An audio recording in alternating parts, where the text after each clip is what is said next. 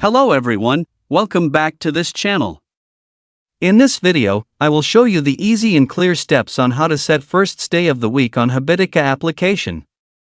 So how to set first day of the week on Habitica application? Make sure you keep watching this video until the end. Let's get started right away. Firstly, open the Habitica app on your Android device. This is the initial screen of the Habitica app. Next, tap the three-line icon at the top left. And appears like this. Tap the settings icon. And tap first day of the week. Here the day options that you can set will appear.